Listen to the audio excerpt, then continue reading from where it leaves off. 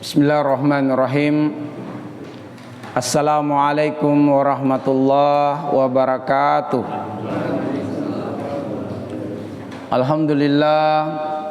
Alhamdulillahirabbil alamin. Wassalatu wassalamu ala asyrafil anbiya'i wal mursalin wa ala alihi wa sahabatihi ajma'in, amma ba'du. Allahumma anfa'na bima 'allamtana wa 'allimna ma yanfa'una wa zidna ilman. Walhamdulillah ala kulli hal wa na'udzu billahi min hali ahlin nar. Ma'asyiral muslimin wal muslimat, Bapak dan Ibu sekalian, jamaah Masjid Al-Hidayah, azanillahu wa iyyakum ajmain. Selalu dan senantiasa kita berharap dan terus berdoa kepada Allah Subhanahu wa taala. Semoga Allah mengaruniakan kepada kita umur yang panjang. Umur yang menjadikan kita dengan pertambahannya semakin dekat kepada Allah Subhanahu wa taala. Semoga Allah mengaruniakan kepada kita keturunan-keturunan yang soleh dan solihat. Semoga Allah memberikan keberkahan terhadap apa yang telah Allah rezekikan dan apa yang akan Allah rezekikan. Semoga Allah Subhanahu wa taala membaguskan amalan-amalan soleh kita. Semoga dosa, kesalahan, kehilafan, kealpaan kita mendapatkan ampunan dari Allah Subhanahu wa taala.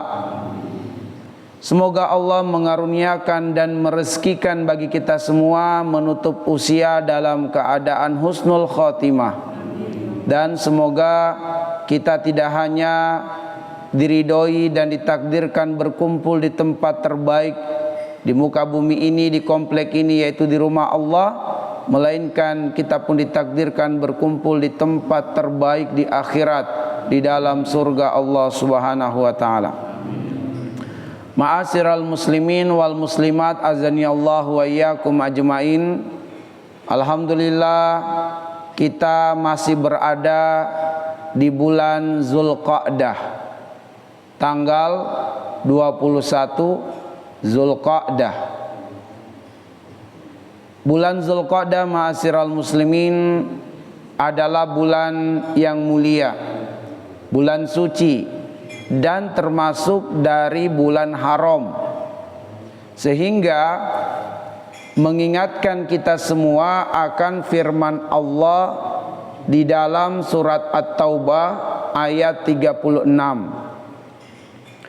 Di surat At-Taubah ayat 36 Allah berfirman, Inna iddatasyuhur indallah isna asyara syahra fi kitabillah yauma khalaqas samawati wal ard minha arba'atun hurum dzalika dinul qayyim fala tazlimu fihinna anfusakum.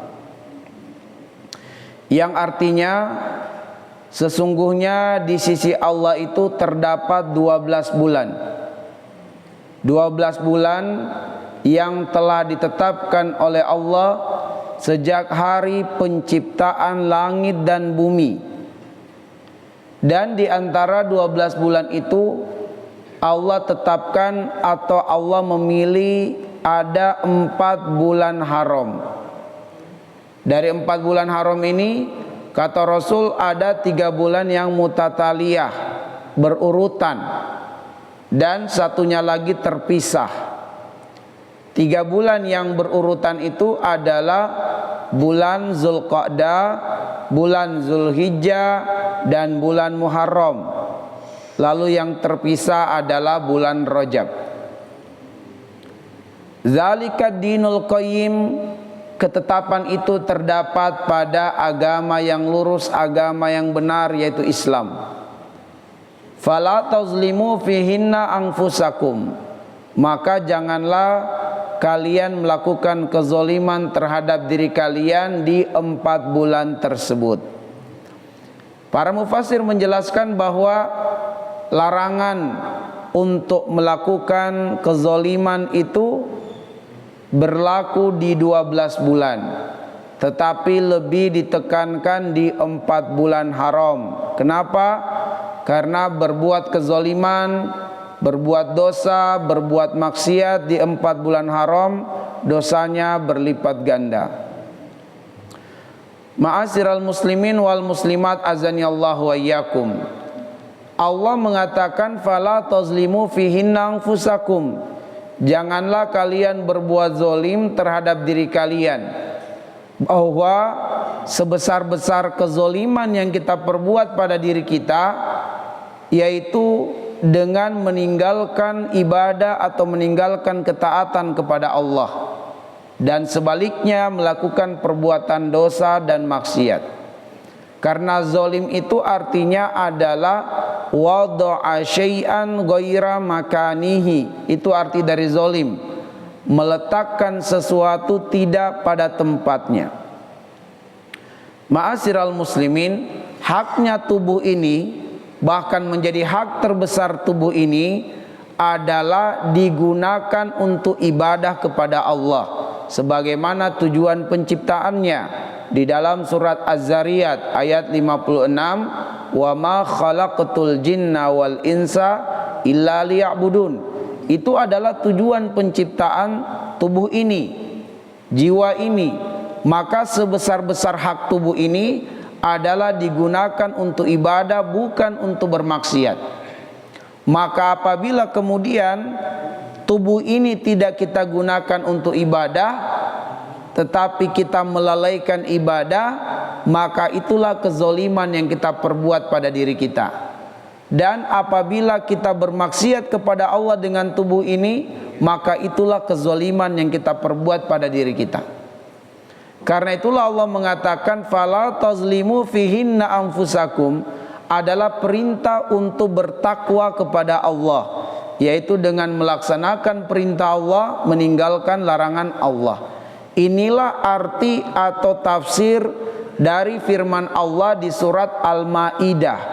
Di ayat yang kedua Allah mengatakan, ya ayyuhalladzina amanu, yang diseru, yang dipanggil adalah orang-orang yang beriman. Karena hanya orang yang beriman yang mampu menjalankan perintah dan meninggalkan larangan.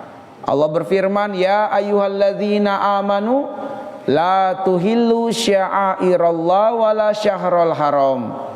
Wahai orang-orang yang beriman, jangan kamu menodai, jangan kamu merusak kehormatan syiar-syiar Allah, dan jangan kamu merusak, menodai kehormatan bulan-bulan haram. Ya. Jadi Allah melarang kita untuk menodai kehormatan bulan-bulan haram. Bagaimana bentuk menodai kehormatan bulan haram? Bulan ini disucikan, malah kita mengotorinya dengan dosa dan maksiat kepada Allah. Sehingga bulan-bulan haram adalah bulan untuk kita maksimalkan takwa. Ya. Kalau kemudian bulan Ramadan adalah bulan kita dilatih untuk membiasakan diri dengan pola hidup takwa, maka di bulan-bulan haram kita harus implementasikan apa yang menjadi kebiasaan orang-orang yang bertakwa dengan kita meningkatkan kualitasnya di bulan-bulan haram. Kita tingkatkan kualitasnya di bulan-bulan haram. Dan karena itulah ma'asyiral muslimin wal muslimat, akan kita uraikan pada kesempatan ini 4 hakikat takwa. 4 hakikat takwa, supaya menjadi ukuran bagi kita, supaya menjadi standar bagi kita. Apakah sudah sesuai dengan implementasi kita, perbuatan kita, dengan apa yang menjadi standar takwa itu menurut Allah dan Rasulnya. Maka penting bagi kita untuk mengetahui hakikat takwa, kebenaran takwa itu seperti apa. Nah, ma'asyiral muslimin azanillahu wa iyyakum ajmain. 4 hakikat takwa itu Saya sebutkan terlebih dahulu poin-poinnya. Yang pertama adalah al-khaufu bil jalil, takut kepada Allah yang maha tinggi lagi maha mulia. Yang kedua, al-amalu bit tanzil, beramal berdasarkan wahyu. Yang ketiga, ar-ridho bil qalil, ridho dengan ketentuan Allah meskipun sedikit, atau ridho dengan takdir Allah meskipun tidak menyenangkan. Dan yang keempat, al-istidadu fi yaumir rahil, mempersiapkan bekal terbaik untuk hari esok setelah hidup di dunia. Inilah 4 hakikat takwa. Kita akan uraikan satu demi satu secara singkat. Yang pertama adalah al-khaufu bil jalil, takut kepada Allah yang maha tinggi lagi maha mulia. Maka orang yang bertakwa itu adalah orang yang di hatinya tumbuh hadir rasa takut kepada Allah Subhanahu wa taala.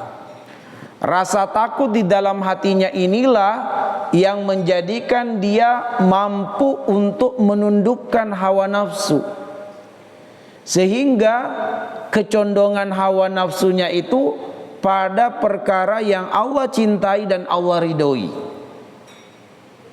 Sehingga para ulama mengatakan resep terkuat untuk menundukkan hawa nafsu dan menjadikan kecondongan hawa nafsu pada perkara yang dicintai dan diridhoi oleh Allah adalah dengan menumbuhkan, menghadirkan, meningkatkan rasa takut di hati kepada Allah.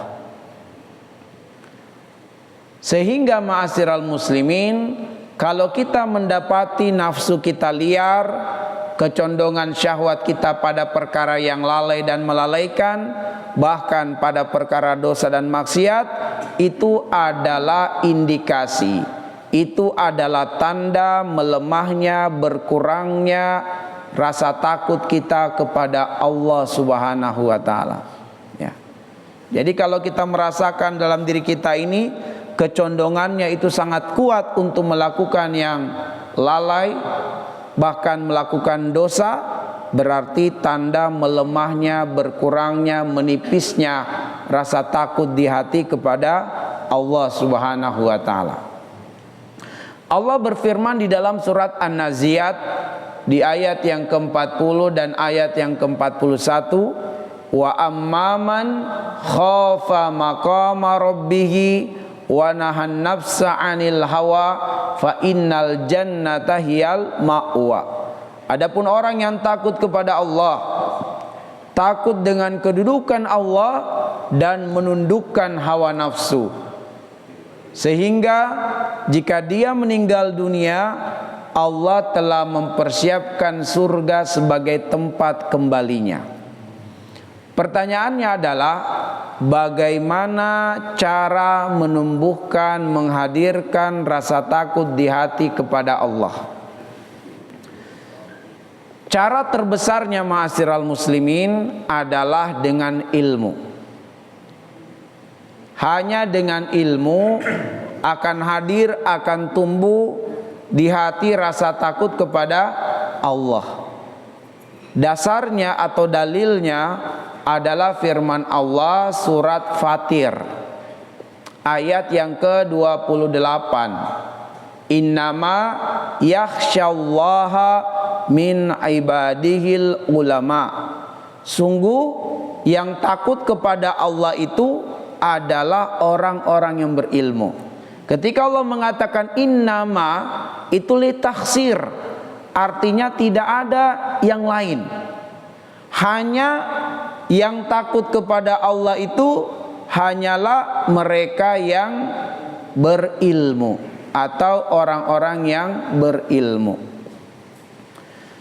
Karena itulah ma'asyiral muslimin, kita harus menyengajakan, harus meluangkan, bahkan memaksakan diri kita untuk mendatangi majelis ilmu, walau hanya sepekan sekali, bahkan walau hanya sebulan sekali. Kita harus meluangkan waktu, menyengajakan waktu. Karena kalau kita berbicara kesibukan, saya yakin semua kita sibuk. Saya yakin kita semua punya agenda, punya aktivitas. Tapi untuk menumbuhkan rasa takut kepada Allah itu hanya dengan ilmu. Makanya kita harus luangkan waktu untuk itu. Dan apabila telah datang waktu untuk menuntut ilmu, maka hadirkan kesungguhan yang kuat untuk mendapatkan ilmu itu. Betul-betul dalam hati kita, ya Allah, saya benar-benar ingin mendapatkan ilmu pada hari ini. Karena mungkin sudah kita tunggu sepekan sekali atau bahkan mungkin sebulan sekali. Maka jika tiba waktunya, sungguh-sungguhlah dengan ilmu itu. Maksimalkan dengan ilmu itu. Karena Allah akan memberikan kepada kita pemahaman terhadap ilmu kalau Allah mendapati kesungguhan di hati kita. Dasarnya surat Al-Ankabut ayat 69. Walladzina jahadu fina lanahdiyannahum subulana.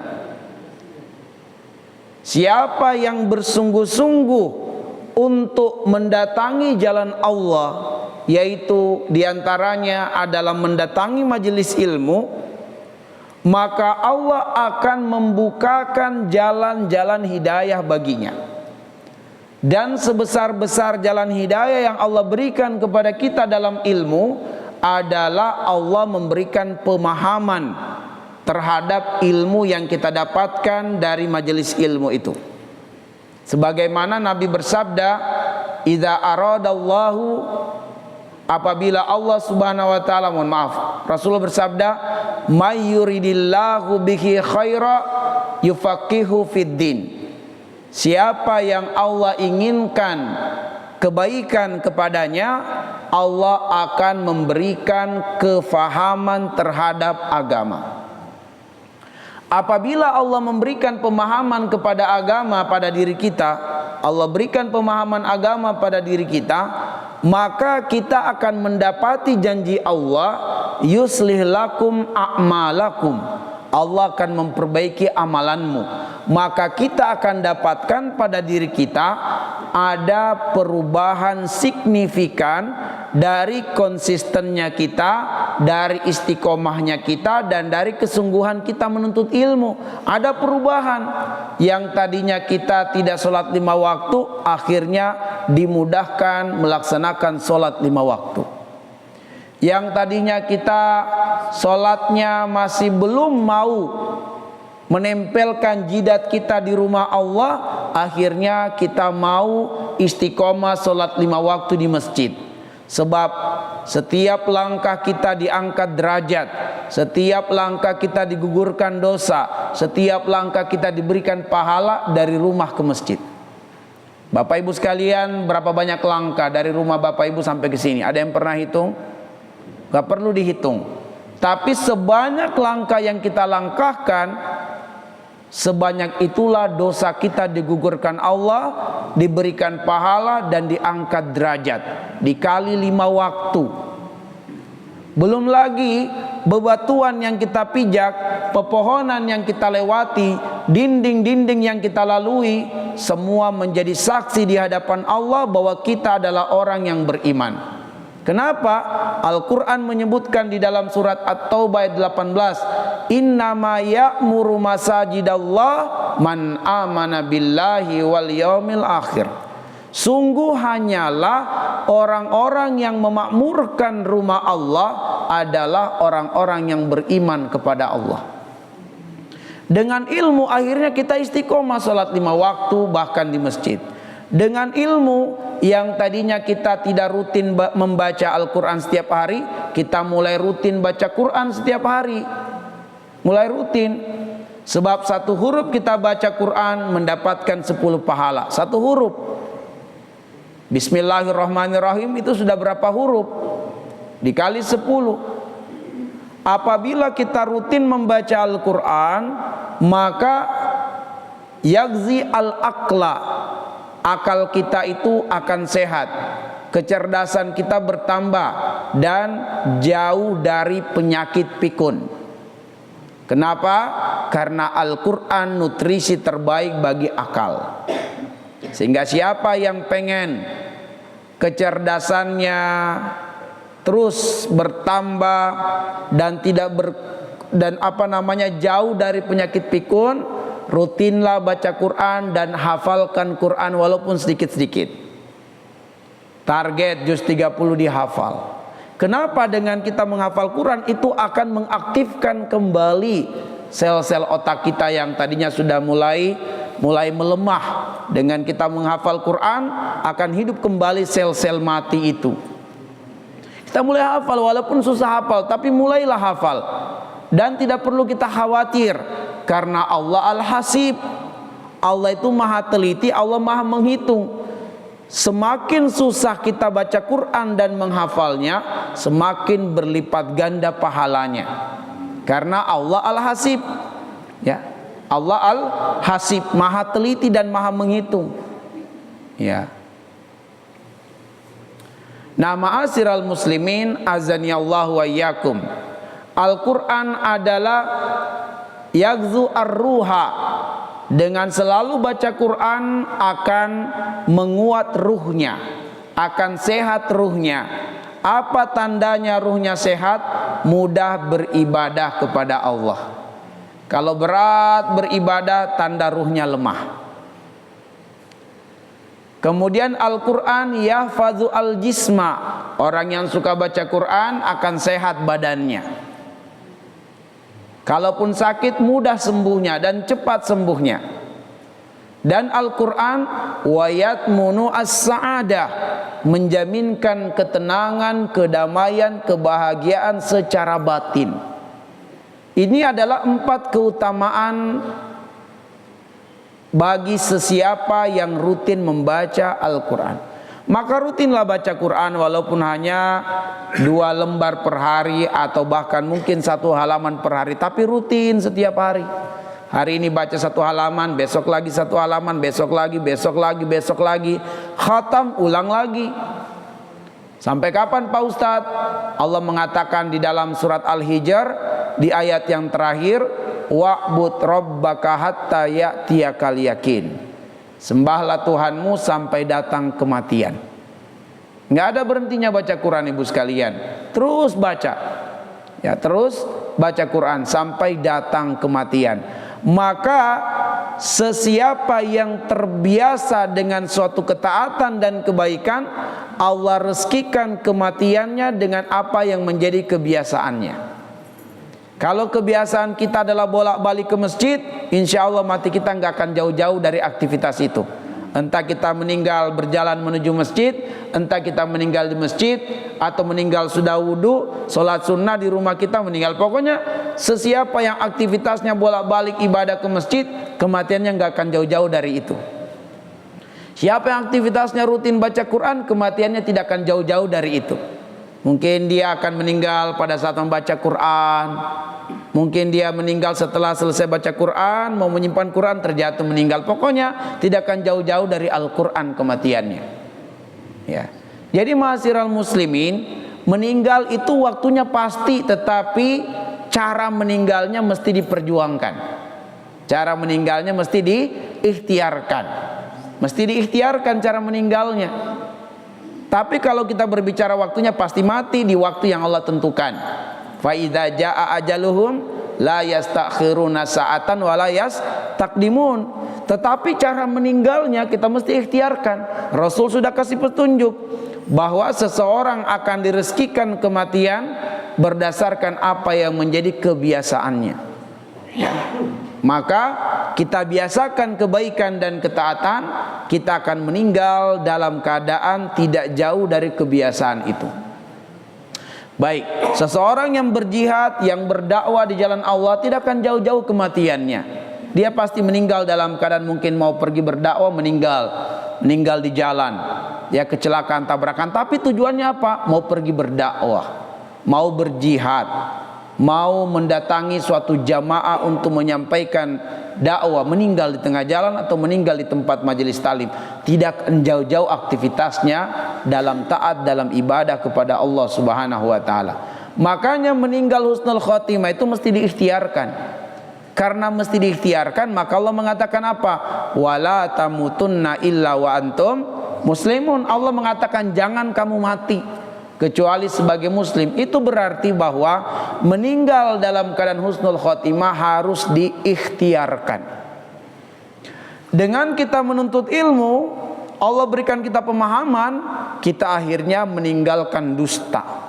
Kenapa? Karena kita tahu bahwa al-muslim la yakzib. Seorang muslim tidak berdusta. Tapi yang berdusta itu orang munafik. Jika dia berkata, dia berdusta. Kita tidak mau jadi munafik. Makanya dengan menuntut ilmu kita belajar jujur, meninggalkan dusta. Akhirnya kalau kita jadi pedagang, terbawa kejujuran dalam dagang. Kita tidak menipu konsumen, kita tidak mencurangi konsumen kita. Sekarang banyak kejahatan-kejahatan, kecurangan-kecurangan. Itu adalah orang-orang yang tidak mengenal Allah Subhanahu wa taala dan jauh dari majelis ilmu. Baik. Nah, ma'asyiral muslimin azani Allah wa iyyakum ajmain. Sebelum kita melangkah kepada hakikat takwa yang kedua, kami ingin menyampaikan sebuah nasihat yang terdapat di dalam kitab Al-Jawabul Kafi atau dalam kitab Ad-Da'u wad-Dawa. Nah, disebutkan ma'asyiral muslimin wal muslimat bahwa penyebab dosa, bukan penyebab, tapi dampak dari dosa, dampak dari syahwat kita yang belum mau tunduk terhadap kecintaan dan keridhaan Allah, melainkan syahwat yang masih liar, syahwat yang masih condong pada yang haram. Dampak negatifnya adalah hirmanul ilmi, yaitu akan berat menuntut ilmu, akan menjadi tidak bergairah dalam menuntut ilmu, akan menjadi tidak semangat dan tidak tenang di dalam menuntut ilmu, akan semakin jauh ilmu darinya. Makanya jika nanti sudah datang waktu jadwal pengajian, jadwal taklim, kita mendapati tubuh kita terasa berat, maka kata para ulama, curigailah, boleh jadi masih ada dosa yang kita lakukan. Bukan karena kelelahan, tetapi kemudian kita rasakan kok jadi malas tubuh saya ini, jadi berat. Padahal beberapa menit lagi nih jadwal kajian, beberapa menit lagi jadwal talim. Ada rasa berat, rasa tidak suka. Maka kata para ulama, curigailah, mungkin masih ada kecondongan syahwat kita pada haram dan kita masih mengikutinya. Dan kata para ulama begini, kalaupun dia memaksakan diri, kok terasa tubuh ini malas dan berat, tapi dia paksa ikut pengajian, maka Allah jadikan dia itu diserang dengan rasa kantuk yang berlebihan. Rasa kantuk yang membuat dia pada akhirnya tidak mendengarkan ilmu dengan sempurna. Atau matanya tidak mengantuk tapi dia sibuk dengan hal yang lain yang menjadi pendengarannya tidak fokus. Atau dia tidak merasakan ketenangan, gelisah dia dalam menuntut ilmu sehingga pengen cepat-cepat selesai saja. Akhirnya apa? Fisiknya ada di dalam majelis ilmu tapi dia tidak mendapatkan apa-apa dari ilmu itu, sehingga tidak datang pemahaman padanya. Padahal perubahan pada seseorang itu karena pemahaman yang Allah berikan. Kata para ulama, jika keadaannya berulang demikian, berulang ya kalau sekali dia mengantuk dalam majelis ilmu, ya mungkin karena dia kelelahan. Tapi kalau berulang, setiap kali majelis ilmu, kalau bukan rasa kantuk, dia pasti punya kesibukan yang lain. Dia tidak pernah berhenti untuk melihat HP, sehingga akhirnya tidak fokus dengan ilmu. Atau dia tidak tenang gitu, pengen cepat selesai, selalu diingatkan dengan urusan di luar. Pokoknya itu aja yang terjadi dalam majelis ilmu dan berulang-ulang. Kata para ulama, itu adalah gejala masih ada syahwat yang condong pada dosa dan masih diikuti syahwat itu. Itu gejala. Dan kita harus tahu gejala ini. Sebagaimana kalau kita merasakan tidak nyaman pada bagian tubuh kita, kok belikat saya ini selalu tidak nyaman setiap pagi kalau bangun tidur misalnya. Ini gejala. Ketika kita tidak tahu apa penyebabnya, kita datang pada orang yang berilmu, yaitu dokter. Dokter meriksa. Biasanya kalau ada tidak nyaman di belikat itu gangguannya di bagian pencernaan kanan tubuh, mungkin lambungnya, mungkin pankreasnya, mungkin ginjalnya. Ya, kalau kemudian ada tidak nyaman pada saat terbangun di bagian belikatnya. Nah, kalau kemudian kok ini selalu pinggang nggak nyaman, nah, boleh jadi gejala kurang minum. Jadi adanya gejala-gejala supaya muncul rasa penasaran dan pengen tahu apa penyebabnya. Maka Allah pengen berikan kepadanya kebaikan dengan cara apa? Karena masih ada dosa yang dia perbuat dan dia belum bertobat dari dosa itu, maka pemahaman terhalang masuk. Maka Allah hadirkan gejala di dalam dirinya supaya dia sadar, kok kenapa ya saya selalu ada rasa mengantuk kalau ikut majelis ilmu. Kenapa kalau sudah majelis ilmu itu kayak nggak tenang perasaan saya. Kenapa kalau majelis ilmu itu selalu saja ada kesibukan, ada pikiran, sehingga saya tidak fokus. Itu gejala. Sebenarnya Allah sudah menginginkan kebaikan untuk kita melalui hadirnya gejala-gejala tadi. Allah tidak memberikan pemahaman karena kata Imam Asy-Syafi'i rahimahullah ta'ala, al ilmu nurun wa nurullahi la yuhdalil asi. Ilmu itu cahaya, tapi cahaya ini tidak masuk ke dalam hati kita dikarenakan masih ada kecondongan syahwat kita pada dosa dan kita masih melakukannya. Maka Allah hadirkan gejala dalam menuntut ilmu. Terasa berat menuntut ilmu, terasa tidak nyaman menuntut ilmu, terasa kantuk luar biasa. Apa dalilnya, apa dasarnya dalam Al-Quran? Bisa dibuka surat Al-Jasiyah ayat 23. Surat Al-Jasiyah itu surat 45 ayat 23. Allah mengatakan begini, afara'aita man ittakhadha ilahahu hawahu wa dallahu Allahu ala ilmin wa khatama ala sam'ihi wa qalbihi wa ja'ala ala basarihi gishawa faman yahdihi min ba'di la afala tazakkarun. Tidakkah kamu melihat orang-orang yang karena masih memperturutkan hawa nafsu? Kita disuruh perhatikan supaya kita juga membantu dia. Kita tanya, Bu, kenapa ya Bu? Saya seringkali perhatikan, mohon maaf Bu, ini tidak sengaja. Setiap kali bermajelis ilmu, Ibu pasti diserang rasa kantuk. Boleh kita mengingatkan dia supaya dia bertanya, iya ya kenapa ya? Pokoknya saya itu akan melek matanya kalau selesai pengajian. Tapi kalau pengajian langsung, seperti perkataan Ustadz itu pengantar tidur baginya. Jadi kita juga disuruh lihat Bu, supaya apa kita sampaikan, ingatkan. Karena Allah mengatakan, afara'aita man ittakhadha ilahahu hawahu. Tidakkah kamu melihat orang-orang yang karena masih memperturutkan hawa nafsunya untuk berbuat dosa, berbuat maksiat, maka Allah menyesatkannya, yaitu Allah menghalangi ilmu untuknya. Karena orang yang tersesat itu adalah orang yang tidak punya ilmu. Allah menghalangi ilmu baginya. Bagaimana cara Allah menghalanginya ilmu? Allah menutup pendengarannya. Allah membuat tidak tenang hatinya. Dan Allah menutup matanya. Jadi kedua matanya itu, kedua kelopak matanya bagaikan ada gunung bergelantungan. Berat Bu, butuh perjuangan dibuka. Nah, ketika kita lihat fenomena ini pada saudara kita, berulang kali kita lihat, boleh ditanya, mohon maaf Bu, kenapa ya setiap kali pengajian saya lihat Ibu pasti mengantuk. Setiap kali pengajian pasti Ibu tidur. Tapi kalau sudah selesai langsung melek kembali, segar lagi. Segar lagi. Nah, mudah-mudahan dia bertanya, iya ya kenapa ya? Nah, jawabannya kemungkinan ada gejala, itu adalah gejala ada dosa yang masih diperbuat. Sehingga dosa ini menjadi penghalang ilmu. Menjadi penghalang ilmu. Baik. Ma'asyiral muslimin, mari kita melangkah kepada hakikat takwa yang kedua. Ya. Hakikat takwa yang kedua adalah al-amalu bitanzil, beramal berdasarkan wahyu. Ini mendidik kita, ajaran Islam itu paling ilmiah, bahwa tidak ada satupun amalan dalam Islam kecuali ada petunjuknya. Sehingga amalan dalam Islam secara kategori besarnya ada dua, ada mahdo, ada ghairu mahdo. Mahdo itu hubungan penghambaan langsung seorang hamba dengan Tuhannya, seperti sholat 5 waktu, puasa, zakat, haji dan umroh, itu ibadah mahdo. Ibadah mahdo ini hukumnya adalah tauqifiyun. Apa itu tauqifiyun? Tidak boleh berinovasi, berkreativitas dalam ibadah mahdo kecuali ada dalil yang memerintahkan. Jadi hukum asal mengerjakan ibadah mahdo itu haram, hukum asalnya, sampai ada dalil yang memerintahkan baru kita boleh lakukan. Jadi tidak boleh inovasi, kreativitas di dalam ibadah mahdo.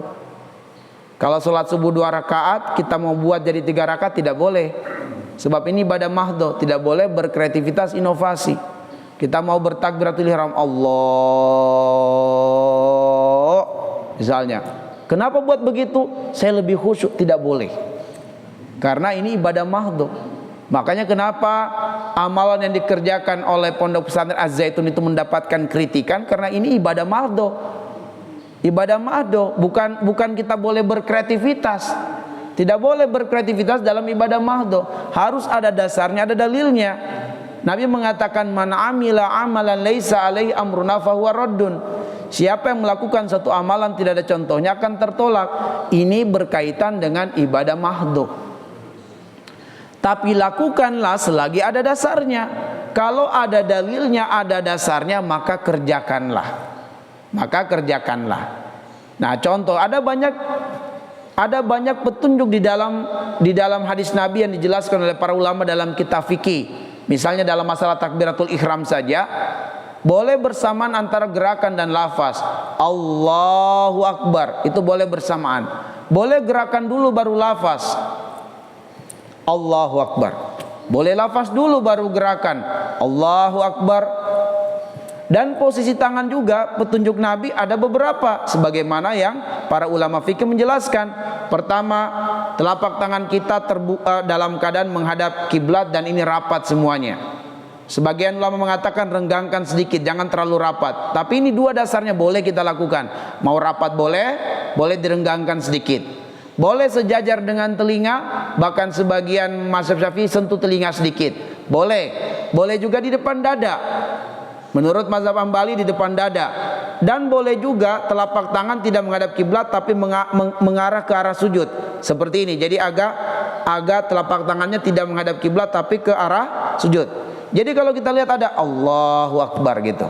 Di depan dada Allahu Akbar, tidak menghadap kiblat. Ada juga yang menghadap kiblat, Allahu Akbar. Ada juga yang Allahu Akbar.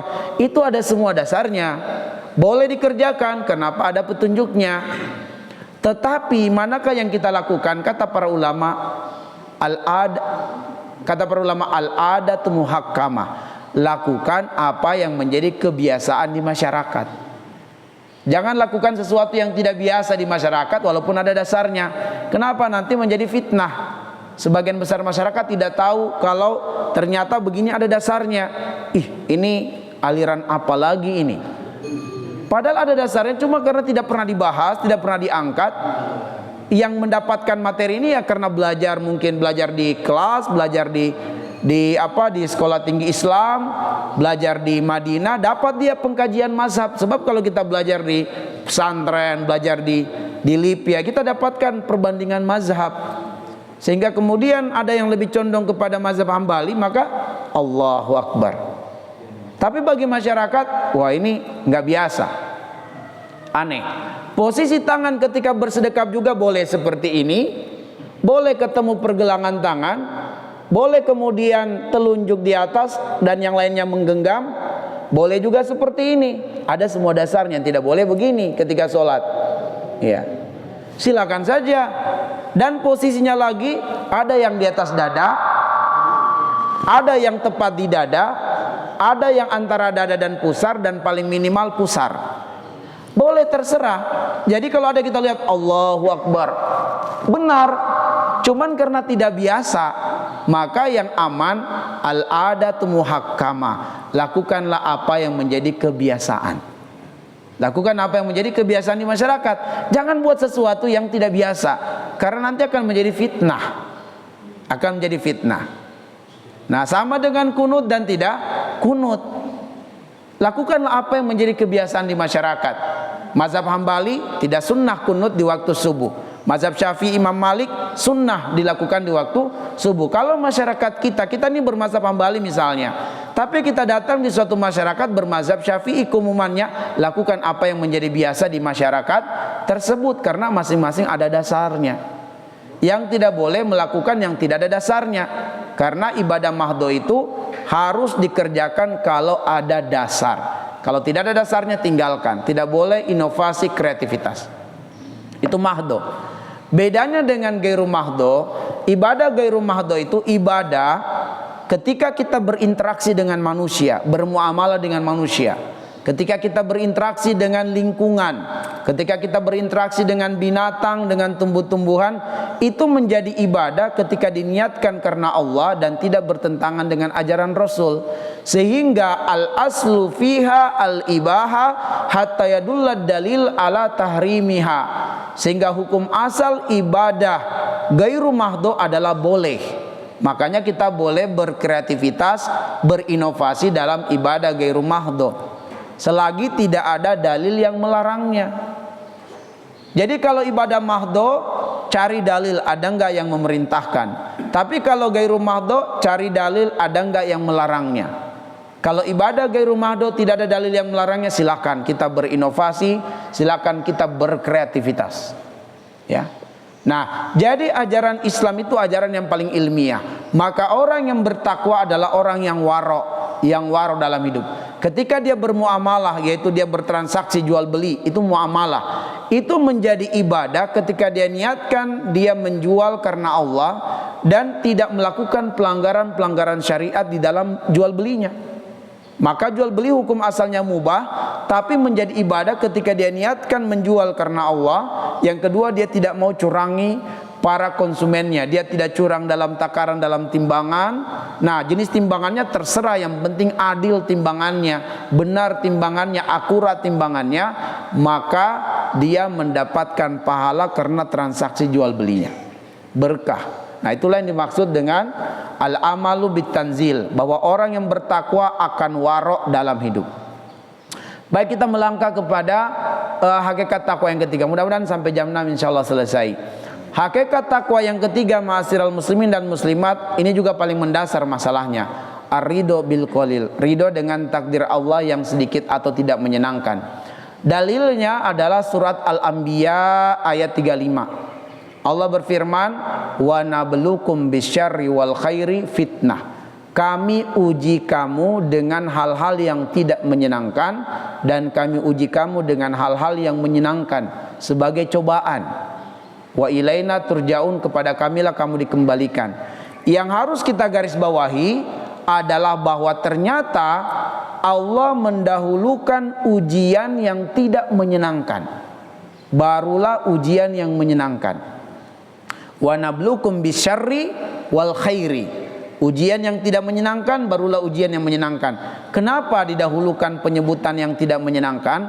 Supaya kita siap mental dengan ujian yang tidak menyenangkan.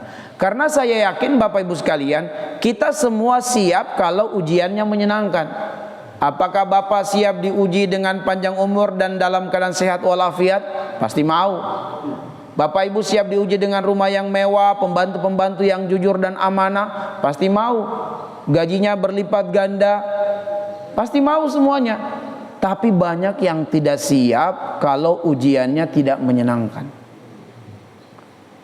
Padahal sama-sama datang dari Allah. Allah menguji kita dengan menyenangkan dan tidak menyenangkan, itu datang dari Allah. Maka orang yang bertakwa bukan hanya siap kalau ujiannya menyenangkan, dia pun siap kalau ujiannya tidak menyenangkan. Kenapa dia tidak siap? Kenapa dia siap?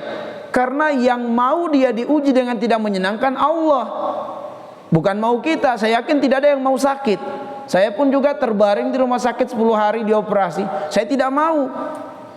Tapi kalau maunya Allah pasti terjadi. Tidak ada gejala-gejala yang kemudian saya harus deteksi, tiba-tiba aja serangan mendadak gitu. Pola makan kita perhatikan, ya mungkin istirahat saya kurang, atau mungkin begadang banyak. Tetapi sejauh ini karena tidak pernah ada riwayat sakit. Tapi itulah maunya Allah Subhanahu wa taala. Allah berfirman di dalam Al-Quran, ma asaba min musibah illa biznillah. Tidak akan terjadi musibah, tidak akan terjadi ujian yang tidak menyenangkan itu kecuali maunya Allah. Kita nggak mau, tapi kalau maunya Allah.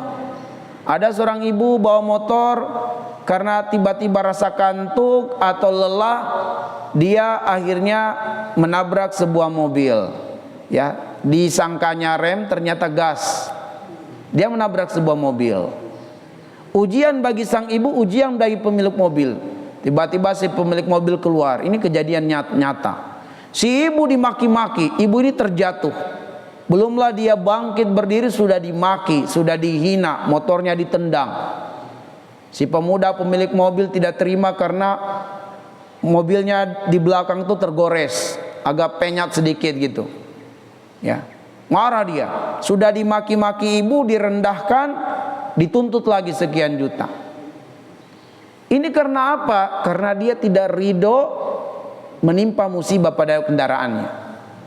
Coba kalau dia terima ini takdir Allah, dia akan mengatakan innalillahi wa inna ilaihi rajiun.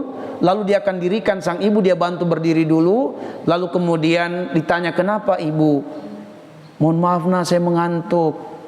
Ibu bersedia nggak bertanggung jawab? Bersedia nah, tapi nggak ada uang saya sekarang ini. Ada petunjuk Al-Quran, surat Al-Baqarah 280. Wa in kana dzu usratin fanaziratun ila maisarah. Jika dia sedang tidak mampu membayar pada saat itu karena kesulitan, belum ada uangnya yang dibawa, ya, maka Allah kasih petunjuk, berikan tangguh padanya, berikan kelonggaran. Maka nggak apa-apa ibu, tapi ibu bersedia bertanggung jawab nggak kalau nanti ini saya periksa di bengkel berapa? Siap nah, cuma sekarang nggak ada uang. Nggak apa-apa bu, boleh minta KTP-nya, boleh minta nomor kontaknya, alamat rumahnya, udah begitu aja. Kita doakan mudah-mudahan ibunya sehat walafiat, lalu kita jalan. Tapi kalau ternyata memang si ibu ini sedang benar-benar tidak ada, dia bukan lagi tulang rusuk dalam rumah tangga, tapi sudah jadi tulang punggung. Suaminya sudah meninggal dunia, ya, tidak ada lagi kerabat-kerabatnya, dia berjuang untuk membesarkan beberapa orang anak. Bukan lagi tulang rusuk dia, tapi sudah jadi tulang punggung. Maka Allah kasih petunjuk lagi, wa anta saddaqu khairul lakum in kuntum ta'lamun. Begitu kita sudah tahu dia sedang kesulitan, sudah kita tahu keadaannya, maka Allah katakan apabila kamu putihkan, kamu tidak tuntut dia, Allah yang akan membayarnya nanti, Allah yang akan membalasnya, Allah yang akan menggantikan dengan rezeki yang datang dari berbagai arah.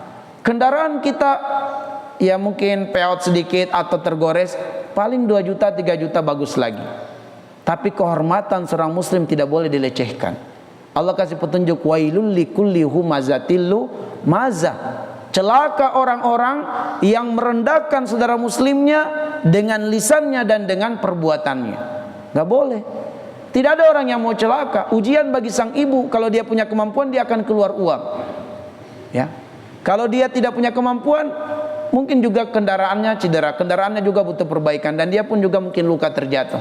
Ujian bagi dia dan ujian bagi si pemilik kendaraan.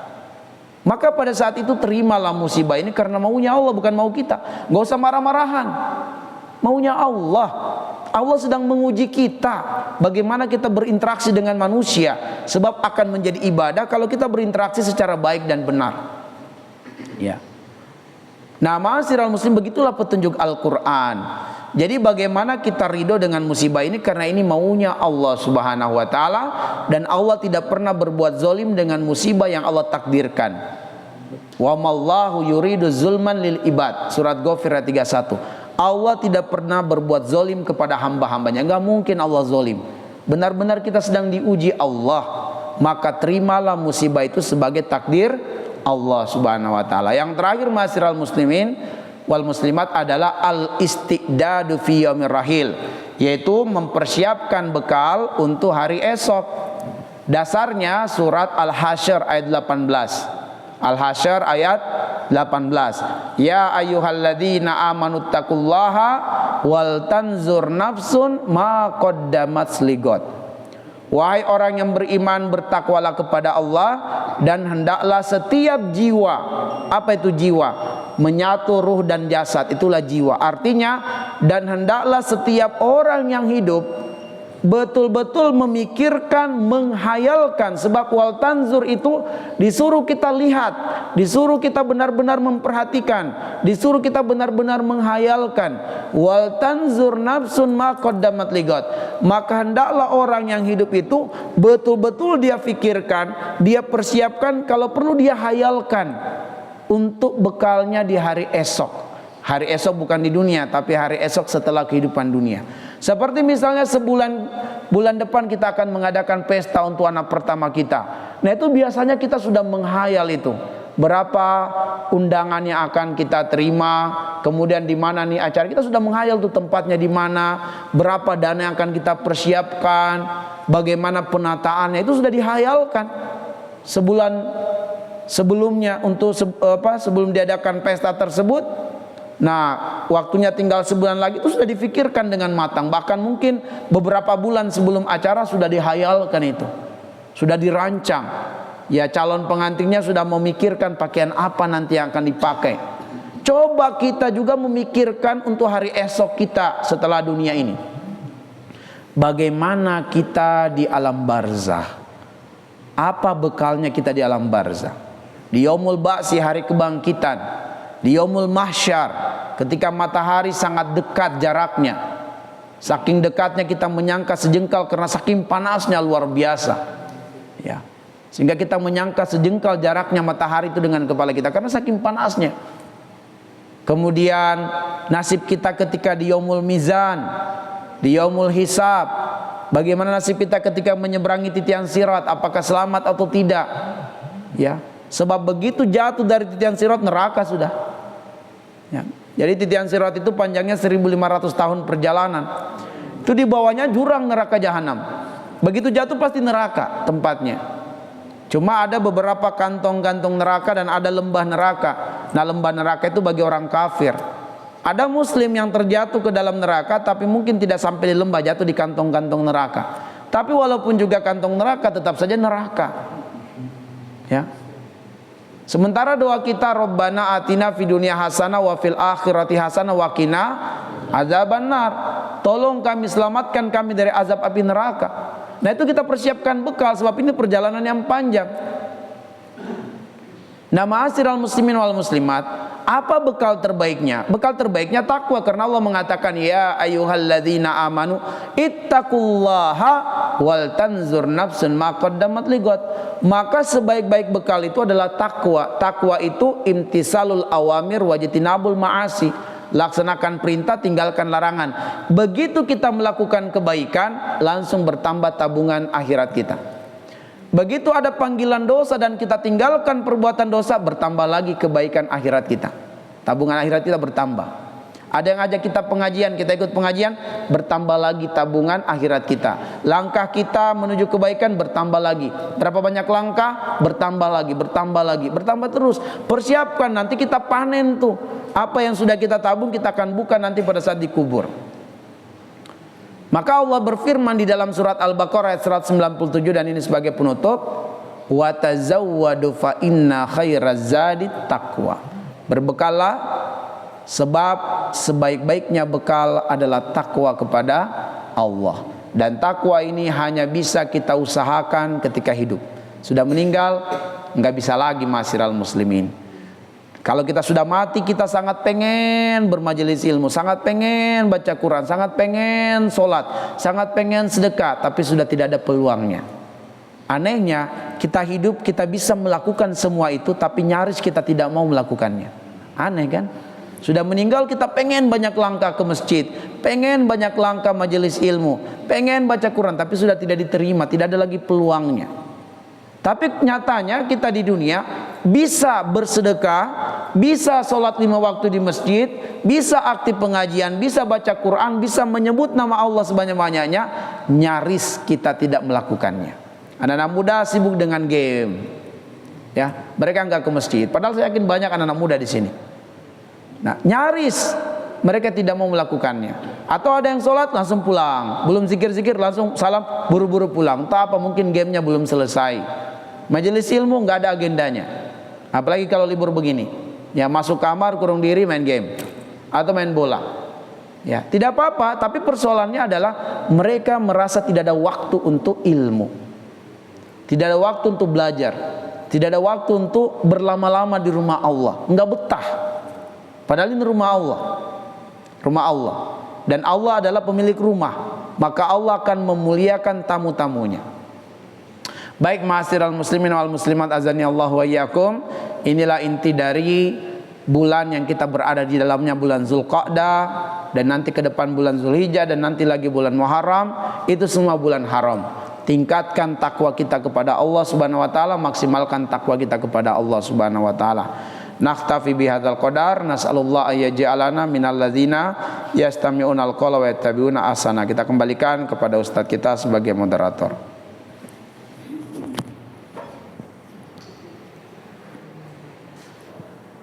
Ya, selanjutnya kepada jemaah yang ingin bertanya, kami persilahkan. Baik, terima kasih. Begini Pak, kalau muka didolimi, Kita dizolimi. tapi kita tidak melakukan jelek misalnya kepadanya, tapi dengan begitu, apakah Allah akan tetap menghukum dia? Baik. Bismillah, alhamdulillah, wassalatu wassalamu ala asyrafil anbiya wal mursalin wa alihi washabihi ajma'in, amma ba'du. Nah, di dalam Al-Quran di surat An-Nahl ayat yang ke-90, ya, surat An-Nahl ayat 90, di situ Allah mengatakan wa yanha 'anil fahsya'i wal munkar wal bagyu ya'izukum la'allakum tazakkarun. Allah melarang kalian dari melakukan perbuatan al-fahsya, perbuatan al-munkar, dan perbuatan al-bagyu, dan Allah menurunkan Al-Quran sebagai pelajaran bagi kalian untuk kalian beramal berdasarkan Al-Quran. Al-fahsya adalah perbuatan kezoliman terhadap hak Allah dan terhadap hak manusia. Misalnya dia menipu, dia berkhianat. Ketika dia menipu, dia melanggar hak Allah, sebab Allah berikan dia lisan untuk jujur. Begitu dia menipu, berarti dia zolim pada dirinya, dia zolim pada haknya Allah.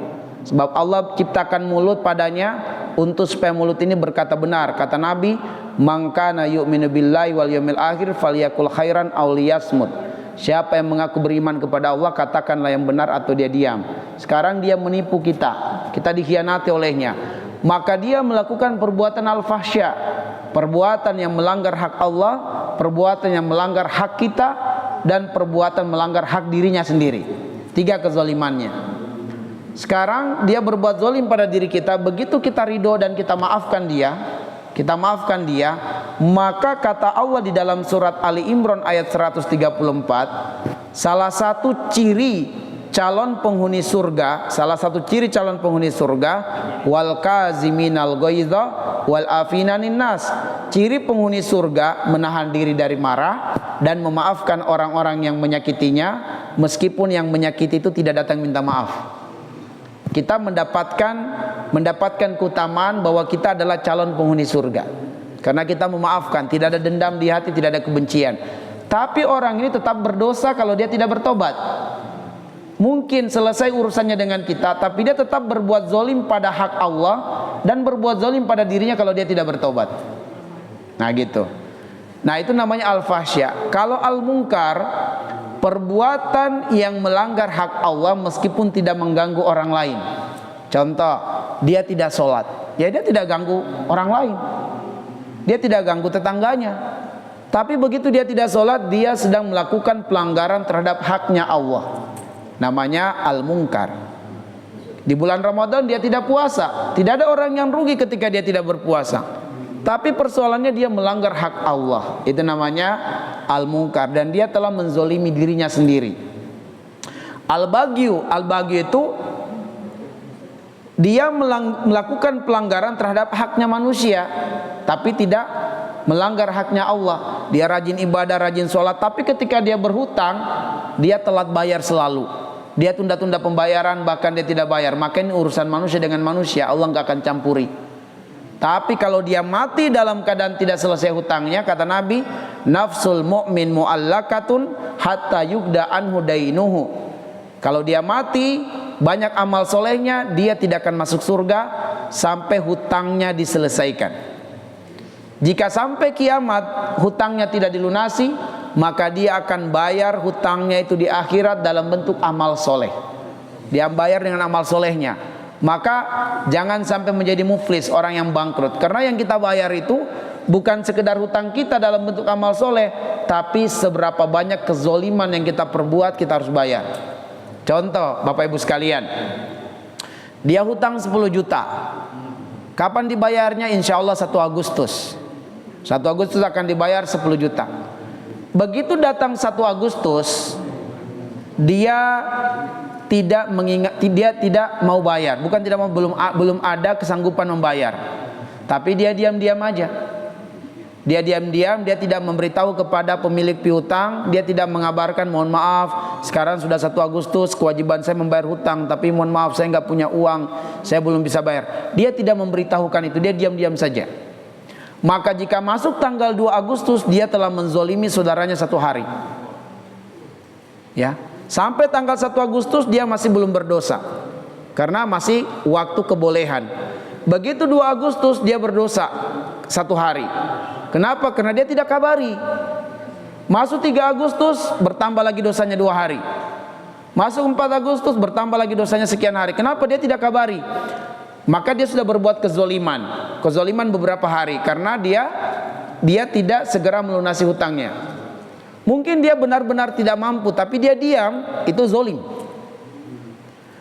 Apabila kemudian si pemilik piutang mulai cemas, kok ini sudah lewat tanggal 1 Agustus, kenapa belum ada kabar-kabarnya, kenapa belum bayar hutang? Akhirnya si pemilik piutang yang cemas, si pemilik piutang yang mencarinya, menghubunginya, maka bertambah lagi kezolimannya, karena pemilik piutang yang menjadi repot mengejarnya, mencarinya. Di telepon tidak diangkat, di SMS tidak dibalas. Mulai cemas si pemilik piutang, bertambah lagi kezolimannya. Sudah dia zolim, telat bayar, menunda pembayaran, walaupun sebenarnya dia tidak mampu. Harusnya dia jangan diam, dia kabari. Tapi dia merasa tidak enak, ditipu setan. Dia merasa tidak enak kalau dia belum mampu. Itu tipuan setan. Padahal kalau tidak mampu, sampaikan, karena ini kewajiban. Persoalan nanti diridhoi, mudah-mudahan diridhoi. Karena ada petunjuk Al-Quran tadi, wa in kana zu usratin fanaziratun ila maisarah. Nah, apabila dia diam sampai si pemilik piutang yang menghubunginya, mengejarnya, mencarinya, bertambah terus kezolimannya, bertambah terus. Apabila di tanggal 1 Agustus langsung dia kabari temannya pemilik piutang tadi, akhi mohon maaf, saya belum bisa bayar hutang sekarang karena saya kesulitan, keluarga saya baru ada yang keluar rumah sakit, anak saya butuh sekolah, mohon maaf, mohon saya diberikan tangguh 1 September. Si pemilik piutang mengatakan, oh ya nggak apa-apa deh, 1 September kamu bayar. Maka 1 bulan sampai 1 September tidak ada dosa baginya, karena sudah mendapatkan keridoan. Dan si pemilik piutang selama 1 bulan itu diangkat derajatnya oleh Allah karena memberikan kelonggaran. Nabi mengatakan, man yassara ala mu'sirin yassarallahu alaihi fid dunya wal akhirah. Siapa yang memberikan kelonggaran kepada saudaranya yang sedang kesulitan, Allah akan mempermudah urusannya, dunianya, akhiratnya. Ya, jangan cari preman. Jangan cari preman untuk teror, nggak perlu. Yakinlah kepada Allah. Kalaupun dia mati tidak bayar, maka kewajiban ahli warisnya. Jika sengaja telat bayar, tidak mau bayar, dituntut di hari kiamat kelak. Baik, begitu ya, mohon maaf. Allahu a'lam bishawab. Cukup Bapak Ibu? Masih ada lagi? Assalamualaikum warahmatullahi wabarakatuh. Waalaikumsalam warahmatullahi wabarakatuh.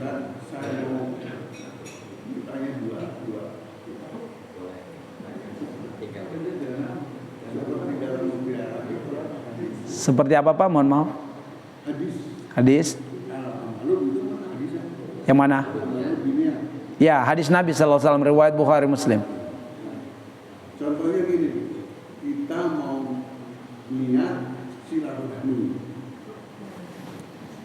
kaitannya dengan al-amal dunia. Pada waktu silaturahmi kita nggak perlu, berarti niat kita batal. Apakah itu jadi amal? Enggak. Baik. dua ya. Dalam musim sekarang ini sedang musim haji, yang begitu banyak orang-orang di tempat haji berdesak-desakan. Antara Imam Syafi'i kita dengan perempuan batal wudu, Imam Hambali enggak. Nah, yang jadi pertanyaan, bolehkah kita pindah dari Imam Syafi'i ke Imam Hambali? Sementara mana kalau dari Indonesia mah bisa aja. Nah, itulah pertanyaannya. Baik. Bismillah, alhamdulillah, wassalatu wassalamu ala asyrafil anbiya wal mursalin wa ala alihi washabihi ajmain, amma ba'd. Jadi Nabi mengatakan innamal a'malu binniyah wa innamal likulli imri'in ma nawa. Ya, setiap amalan itu tergantung dari niatnya, dan setiap balasan dari suatu amalan berdasarkan niatnya. Nah, maha baiknya Allah Subhanahu wa taala ketika kita berniat kebaikan, maka niat kebaikan itu dicatat sebagai satu pahala. Dan jika dia mengerjakan niatnya itu, maka mendapatkan pahala lagi. Jadi mendapatkan dua pahala, pahala niat dan pahala mengerjakan niat. Makanya kita hendaklah selalu berniat kebaikan meskipun kita belum dimudahkan Allah melakukannya, sebab niat kebaikan sudah mengundang pahala. Seperti itu. Tapi kalau kita dimudahkan melakukannya, bertambah lagi pahalanya. Ada pahala niat kebaikan dan pahala mengerjakan atau mewujudkan niat tersebut. Insya Allah besok saya mau ikut pengajian, sudah niat dapat pahala. Begitu masuk pengajian, jadi berat, jadi malas. Ya, tidak dapat pahala pada saat itu, tapi pahala niatnya sudah dapat kemarin. Sudah dapat. Nah, jadi niatkanlah selalu untuk kebaikan. Bahkan dengan niatnya itu dia mendapatkan suatu amalan meskipun dia tidak mengerjakannya. Misalnya kebiasaannya dia itu adalah salat sunnah qabliyah subuh. Tapi qadarullah karena semalam dia pulang tengah malam karena satu urusan yang halal, dia tidurnya agak larut malam, begitu dia terbangun sudah hampir qomat, dia langsung buru-buru ke masjid. Ternyata sudah qomat, tiba di masjid dia langsung salat subuh. Maka dia tetap mendapatkan pahala salat sunat qabliyah subuh. Kenapa? Karena niatnya, kebiasaannya bahwa kalau dia masih dapat waktu belum qomat, dia pasti sholat sunnah subuh. Maka dia mendapatkan pahala karena niatnya dan karena kebiasaannya. Baik. Kemudian dalam kaitannya dengan apakah membatalkan wudhu bersentuhan antara kulit laki-laki dan perempuan, karena sepakat para ulama tanpa ada perbedaan mazhab. Sepakat para ulama bahwa pertama, Nabi tidak pernah menyentuh wanita yang bukan mahramnya. Itu yang pertama. Ini sepakat para ulama. Nabi tidak pernah menyentuh wanita yang bukan mahramnya, sehingga tidak ada satu riwayat yang menjelaskan apakah batal wudhu atau tidak gitu. Andaikan Nabi pernah menyentuh wanita yang bukan mahramnya, lalu Nabi dalam keadaan tidak berwudu lagi, maka berarti sudah jelas tuh hukum. Cuma persoalannya tidak ada riwayat Nabi pernah menyentuh wanita yang bukan mahram. Yang kedua, sepakat lagi para ulama tanpa ada khilaf di kalangan para ulama bahwa istri itu bukan mahram. Istri itu bukan mahram. Mahram itu artinya yang haram dinikahi. Seringkali istri kita bilang ini mahram saya, atau istri mengatakan ini suami saya mahram saya. Bukan. Mahram itu artinya yang haram dinikahi, bukan muhrim. Muhrim itu yang berihram. Ya, muhrim yang berihram. Ini muhrim saya, salah. Mahram. Ya, muhrim orang yang berihram, itu muhrim. Nah, mahram artinya yang haram dinikahi. Itu mahram. Misalnya anak kandung haram dinikahi, ibu kandung haram dinikahi, paman, tante tidak boleh dinikahi, ponakan tidak boleh haram dinikahi. Itu namanya mahram. Nah, itu sepakat para ulama. Jadi istri itu bukan mahram, tetapi halal digauli dikarenakan akad nikah. Begitu akad nikah batal, menjadi bukan mahram lagi. Mohon maaf, menjadi tidak bisa lagi didekati. Ya, tapi dibolehkan sampai 3 talak. Artinya begitu kemudian jatuh talak, istri masih boleh tinggal di rumah suami, mantan istri ini sudah jatuh talak. masih boleh. Apabila suami menyentuhnya, memegangnya, menciumnya, maka rujuk otomatis walaupun tidak ada bahasa. Ya. Maka hati-hati, jangan lagi keluarkan talak, sebab begitu jatuh talak 2 otomatis. Ya. Sebab ada di kalangan masyarakat kita, dan itu konsultasi ke kami. Jadi dia mentalak istrinya, tapi dia merasa boleh berhubungan dengan istrinya. Saya bilang itu bodoh dan jahil. Maka saya katakan kepada ibu itu, karena suaminya nggak mau konsultasi, ibunya yang datang. Ustaz, gimana? Jadi kata suami saya, yang penting tidak masuk. Tidak bertemu kemaluan katanya, maka tidak akan menggugurkan talak. Saya talak kamu dan saya masih bolehkan kamu tinggal di rumah saya.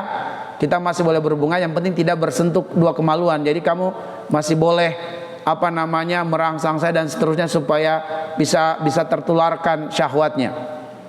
Saya katakan haram. Kalau dia tidak mau rujuk, dia tidak niat rujuk dengan itu, ibu berzina dengan dia. Dan ibu haram mengikuti kemauannya, sebab ini zina. Ya. Apabila ibu sudah, mohon maaf ya, karena dia cerita, misalnya ibu sudah memegang kemaluannya demi merangsang dia, maka itu sudah otomatis rujuk. Jadi saya katakan, ibu kalau sudah begitu, dia tidak mau mendengarkan nasihat, ibu keluar dari rumah itu. Kenapa? Karena ibu akan berzina terus kalau dia tidak niat untuk rujuk dengan cara itu. Itu sudah otomatis rujuk, dan itu ya gitu, karena kebodohan masyarakat sebagian kita yang tidak mau belajar dan tidak mau bertanya. Padahal Allah bilang fas'alu ahla dzikri in kuntum la ta'lamun, bertanya kepada orang yang berilmu kalau tidak tahu dasarnya. Ya. Memeluk istrinya dan menciumnya itu sudah rujuk otomatis. Nah, jadi ma'asyiral muslimin wal muslimat, riwayat menunjukkan bahwa Nabi diantara kebiasaannya mencium istrinya sebelum pergi sholat. Inilah yang dijadikan dalil oleh Imam Ahmad bahwa tidak membatalkan wudhu bersentuhan laki-laki dan perempuan, karena Nabi diantara kebiasaannya mencium istrinya sebelum sholat. Maka dijadikan dalil oleh Imam Ahmad, karena istri itu bukan mahram, kecuali yang di dalam Al-Quran itu adalah bersentuhnya kemaluan antara laki dan perempuan membatalkan wudhu. Tapi kalau persentuhan kulit saja, menurut mazhab Ambali tidak membatalkan wudhu. Sedangkan mazhab Syafi'i, ya, berdasarkan surat Al-Maidah ayat 6, persentuhan kulit laki dan perempuan itu adalah persentuhan umum, baik kemaluan atau bukan kemaluan. Jadi ini adalah perbedaan dari penafsiran para ulama dengan keilmuan mereka. Dan al-ilmu yufidul yakin. Imam Ahmad karena ilmunya demikian, maka dia yakini dan dia amalkan, karena ilmu itu mengantarkan keyakinan. Imam Asy-Syafi'i dengan keilmuannya adalah bahwa bersentuhan kulit yang dimaksud adalah umum, laki atau perempuan. Apabila bersentuhan kulit batal wudu. Makanya Imam Ahmad beranggapan kemungkinan guru saya, Imam Syafi'i itu gurunya, kemungkinan guru saya itu belum mendapatkan hadis tentang Nabi mencium istrinya. Itu persangkaan Imam Ahmad, karena Imam Syafi'i sudah meninggal. Nah, tetapi bagi yang bermazhab Syafi'i atau yang kemudian mengambil pendapat Imam Syafi'i membatalkan wudhu persentuhan laki dan perempuan, makanya ada suami istri bersentuhan batal wudhu, yaitu mengambil pendapat Imam Syafi'i, harus berwudhu lagi. Nggak apa-apa, ada dasarnya kok.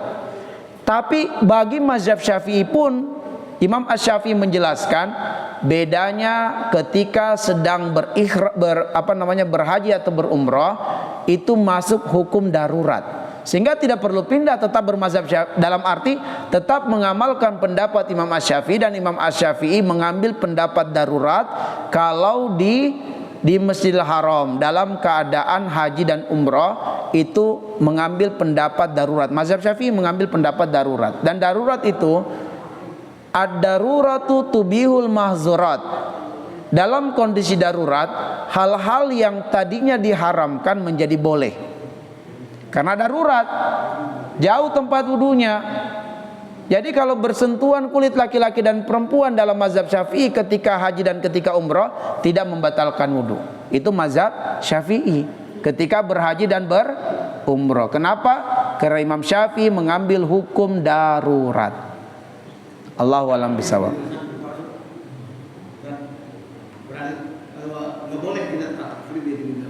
Maksudnya? Ya waktu kita misalkan terus apa namanya? Bersentuhan. Bersentuhan laki dengan perempuan yang bukan mahram. Itu berarti boleh itu. Tapi kalau Imam Syafi'i kan harus taklid gitu Ustaz. Kalau mazhab Syafi'i tadi adalah mazhab Syafi'i adalah hukum asalnya darurat. Makanya kan ketika Imam Syafi'i ditanya, "Ya Imam, bagaimana ketika dalam kondisi haji dan umroh dengan mengambil pendapatmu? Apakah kami harus kemudian berwudu lagi dan itu akan kesulitan?" Maka Imam Syafi'i mengambil hukum darurat. Ketika umroh dan haji itu banyak manusia, akan sulit kita untuk tidak bersentuhan. Maka beliau mengambil pendapat darurat. Apa? Jadi tidak perlu taklid gitu. Tidak perlu taklid. Nah, kemudian kalaupun juga misalnya ada suatu pendapat yang membolehkan tentang suatu perbuatan, lalu ada pendapat lain yang tidak membolehkan, posisi kita ini di mana? Apakah kemudian kita akan beramal berdasarkan maunya kita mana nih yang paling mudah, paling ringan? Yang kita ambil nanti pendapat yang para ulama lebih banyak mendukungnya. Jadi nanti kalau ketika nanti berbenturan antara suatu pendapat, ini mengatakan ya, ini mengatakan tidak, kita posisinya di tengah-tengah nih, mana yang kita ikuti? Ini ya, ini tidak, sama-sama ada dasarnya. Maka kata para ulama, untuk kita orang awam, ambil atau pilih pendapat yang jumhur ulama. Makanya biasanya setelah pembahasan tentang perbedaan, tentang khilaf dalam masalah cabang-cabang suatu amalan, pasti disebutkan adapun jumhur ulama.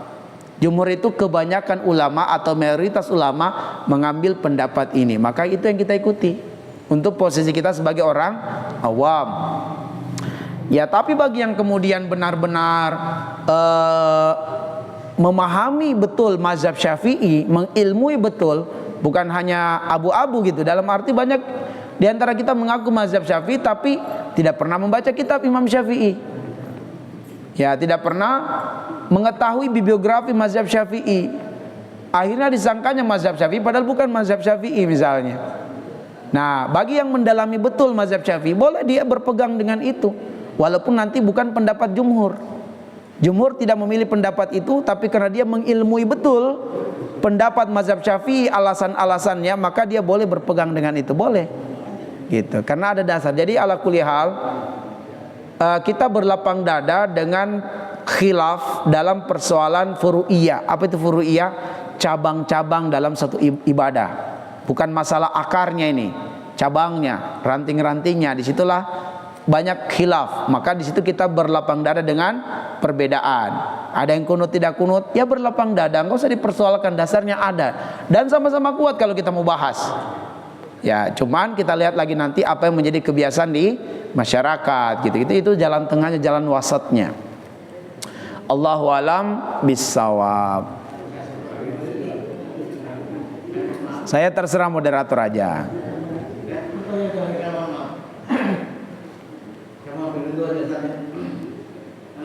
Masalah sholat tadi dibahas oleh Pak Haji, masalah umroh karena ada lagi darurat begitu Ustaz.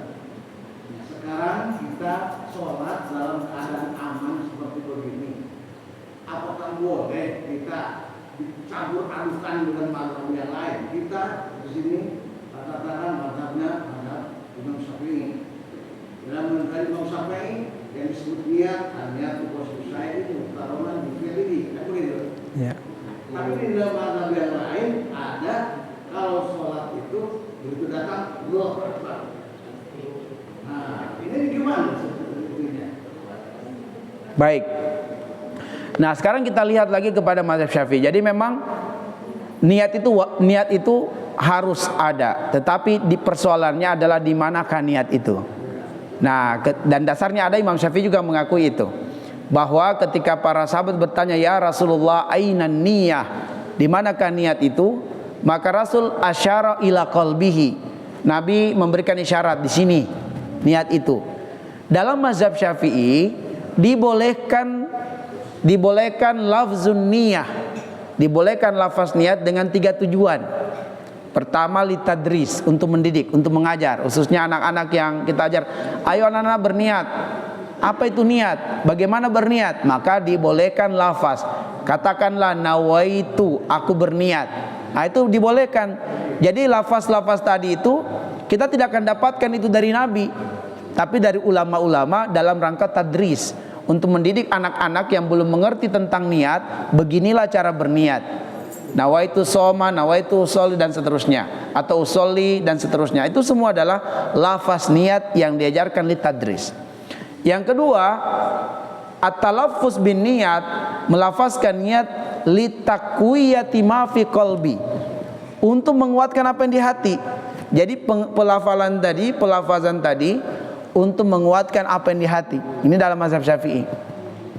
Dan yang ketiga, at-talaffuz bin niat li takrir, untuk mengulangi saja, untuk mengulangi apa yang ada di hati. Dan biasanya apa yang di hati jika dilafazkan kembali itu akan menguatkan memang.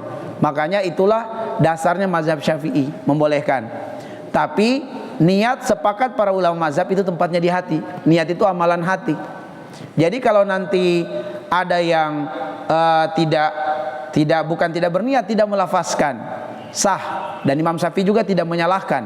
Cuma Imam Syafi'i menekankan pentingnya talafuz karena tiga tadi, untuk mengajar, untuk menguatkan hati, dan untuk mengulangi atau mempertegas apa yang ada di hatinya. Gitu. Jadi mazhab Syafi'i pun tidak melarang orang tidak melarang untuk tidak melafazkan niat, tetapi dia sangat menekankan dan menganjurkan pentingnya melafazkan niat.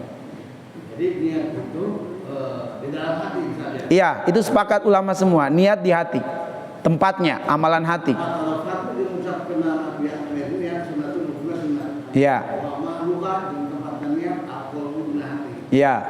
Dari situ kan di situ namanya niat, niat itu kosmalain. Ya. Taronan, muktaronan. Iya.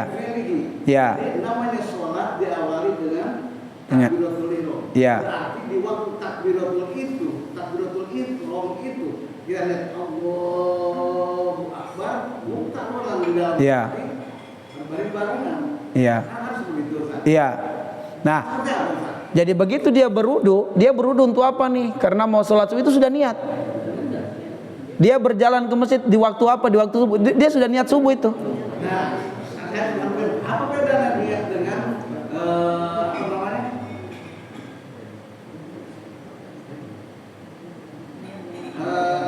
Kalau niat kan harus dibarengan ya. Kalau nggak dibarengan, misalnya dari rumah ke sini, azam. Bukan itu azam, Ustaz. Kalau kita sebelum Allahu Akbar kita udah niat duluan, cukup begitu aja, kan itu mah azam namanya, Ustaz. Iya. Jadi memang tadi dikatakan bahwa niat itu adalah tempatnya di hati. Itu amalan hati. Dari rumah saja kita melangkah untuk menuju ke masjid di waktu sholat zuhur itu sudah niat. Sudah niat. Azam bukan niat, Ustaz, ya. Kalau azam itu komitmen. Ya, azam juga komitmen. Sama juga sebenarnya azam itu niat juga, komitmen yang kuat tentang. Jadi kalau azam itu prinsip. Jadi azamnya, komitmennya, prinsipnya. Misalnya ketika kemudian dia digoda untuk apa namanya korupsi bareng-bareng gitu. Nah, dia tidak mau, dia komitmen dengan prinsip Islam, itu namanya azam.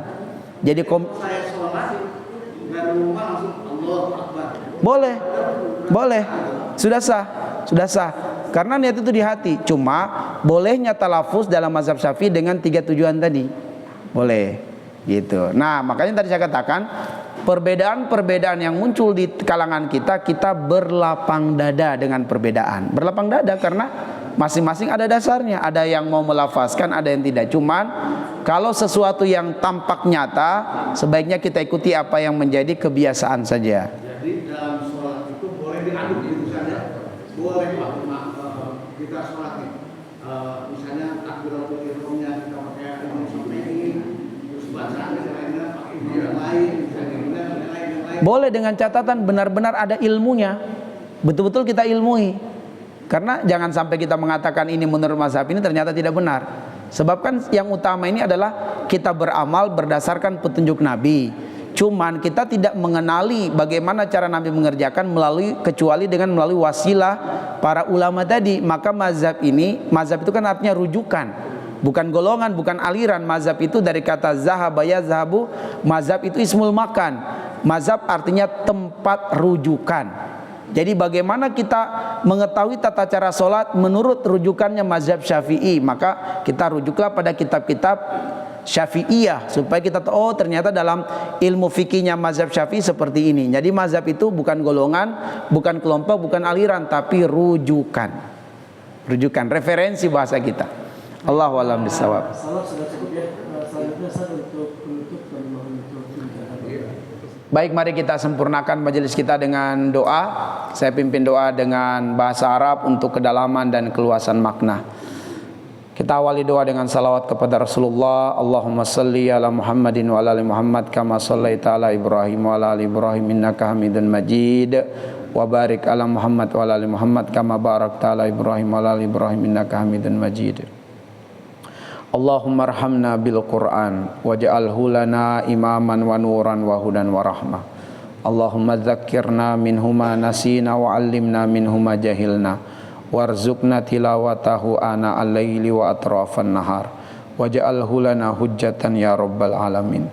Allahumma aslih lana dinana alladhi huwa ismatu amrina wa aslih lana dunyana allati fiha ma'ashuna wa aslih lana akhiratana allati fiha ma'aduna waj'alil hayata ziyadatan lana fi kulli khair waj'alil mauta rahatan lana min kulli syarr. Allahumma ja'al khaira a'marina akhiraha wa khaira a'malina khawatimaha wa khaira ayyamina yawma nalqaka fi. Allahumma inna nas'aluka isyatan haniya wa mitatan sawiyya wa maraddan ghaira muhsin wa la fadhi. Allahumma inna nas'aluka tuqa wal huda wal afaf wal ghina wal mauta fil iman wal islam. Allahumma taqabbal minna salatana wa ruku'ana wa sujudana wa qu'udana wa tadarru'ana wa takhasyu'ana wa tammim takthirana ya rabbal alamin. Allahumma a'inna ala zikrika wa syukrika wa husni ibadatik. Allahumma ja'alna muqimis salah wa min dzurriyyatina rabbana wa taqabbal du'aana. Allahumma ighfir lana wa liwalidina wa li jami'il mu'minina wal mu'minat wal muslimina wal muslimat al ahya'i minhum wal amwat innaka sami'un qaribun mujibu da'awat ya qadiyal hajat. Allahumma inna nas'aluka salamatan fid din wa afiyatan fil jasad wa ziyadatan fil ilmi wa barakatan fil rizqi wa taubatan qablal maut wa rahmatan indal maut wa maghfiratan ba'dal maut. Allahumma hawin alaina fi syakaratil maut wan najati minan nar wal afwal indal hisab. Allahumma rabbana atina fid dunya hasanah wa fil akhirati hasanah wa qina adzaban nar. Wa sallallahu ala Muhammadin wa ala alihi wa ashabihi wa baraka wa sallam. Subhana rabbika rabbil izzati amma yasifun wa salamun alal mursalin walhamdulillahi rabbil alamin. Amin.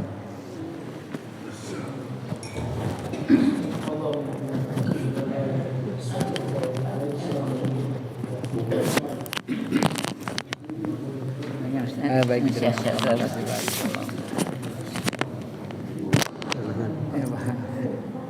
Hati nuhun Pak Ustaz diujung duping ke pependak deui.